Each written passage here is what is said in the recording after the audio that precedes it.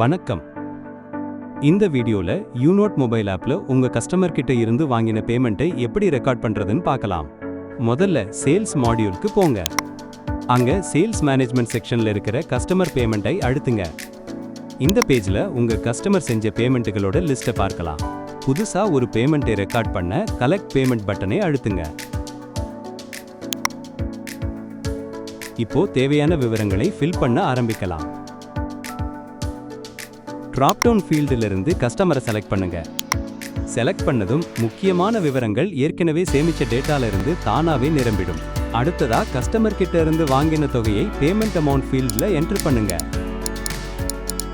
இதெல்லாம் முடிச்சதும் கீழே இருக்கிற செக்ஷன்ல இருந்து இன்வாய்ஸை செலக்ட் பண்ணணும். ஆட்டோமார்க் டாகுலை பயன்படுத்துங்க, இல்லைன்னா பாக்ஸை நேரடியாக செக் பண்ணி சம்பந்தப்பட்ட இன்வாய்ஸை செலக்ட் பண்ணுங்க. எல்லா விவரங்களையும் ஒருமுறை சரி பார்த்துட்டு கன்ஃபார்ம் பட்டனை அழுத்துங்க. பேமெண்ட் ரெக்கார்ட் ஆகிடும். வீடியோ பார்த்ததற்கு நன்றி. யூனோட் யூஸ் பண்ணி உங்க பிசினஸ் மேனேஜ்மெண்ட்டை சுலபமாக்குங்க.